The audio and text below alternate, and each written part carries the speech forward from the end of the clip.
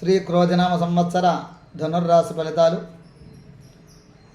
ఈ రాశి వారికి ఆదాయం 11, వ్యయం 5, రాజ్యపూజ్యం 7, అవమానం 5. ఈ రాశి వారికి గురుడు మే 1 వరకు పంచమ స్థానంలో సువర్ణమూర్తిగా సంచరించి తదుపరి సంవత్సర పర్యంతం కూడా షష్టమ స్థానంలో రజతమూర్తిగా సంచారం. శని ఈ సంవత్సరమంతా తృతీయ స్థానంలో లోహమూర్తిగా సంచారం. ఈ యొక్క శని సంచారం అనుకూలంగా ఉంది ఈ రాశి వారికి. రాహు ఈ సంవత్సరమంతా చతుర్థ స్థానంలో సువర్ణమూర్తిగా సంచారం. కేతువు ఈ సంవత్సరమంతా రాజ్యస్థానంలో సువర్ణమూర్తిగా సంచారం. ఈ యొక్క కేతు సంచారం కూడా అనుకూలంగా ఉంది. ఈ యొక్క గురు సంచారం వలన షష్టమ స్థానంలో 6వ స్థానంలో గురు సంచారం వలన గురు సంచారం అనుకూలం కాదు. వ్యవహారాల్లో ఆదురత పెరుగుతూ ఉంటుంది. చేసే పనుల్లో ఆదురత అధికంగా, అలాగే అధిక శ్రమ, ఒత్తిడి అధికంగా ఉంటాయి. ఎంత శ్రమపడినా కూడా ఫలితం అంతంత మాత్రమే లభిస్తుంది.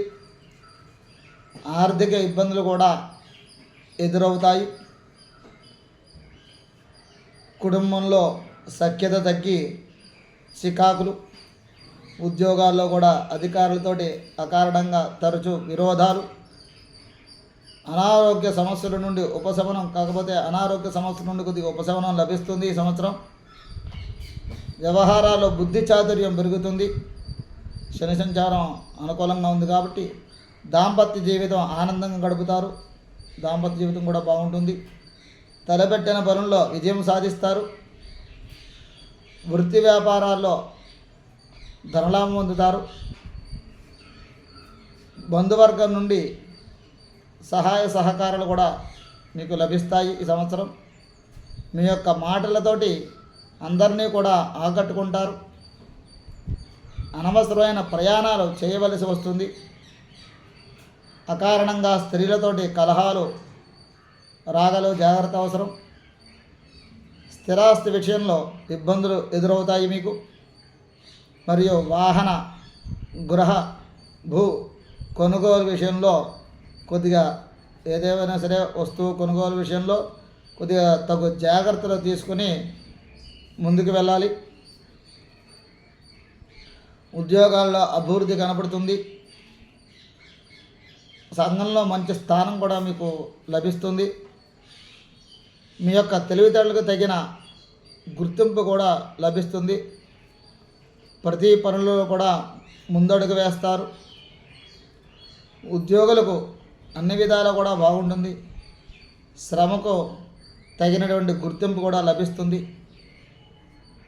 ఆదాయం ఎంత వచ్చినా సరే అవి మంచినీళ్ళ వలె కూడా ఖర్చు అయిపోతూ ఉంటాయి. నిలబడడం కష్టంగా ఉంటుంది. ఈ సంవత్సరం కళాకారులకి సామాన్యంగా ఉంటుంది. ఎన్ని అవకాశాలు వచ్చినా ఆదాయం మాత్రం అంతంత మాత్రంగానే ఉంటుంది. వ్యాపారస్తులకి సంవత్సరం అనుకూలంగా ఉంది. ధనాదాయం బాగుంటుంది. లాభాలు బాగుంటాయి. ధనలాభం పొందుతారు.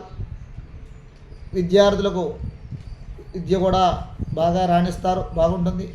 జ్ఞాపక శక్తి పెరిగి పరీక్షల్లో ఉత్తమ శ్రేణిలో, ప్రథమ ర్యాంకులో, ఉత్తమమైన శ్రేణిలో ఉత్తీర్ణత సాధిస్తారు. ఆర్థికపరమైన విషయాలు మెరుగుపడతాయి.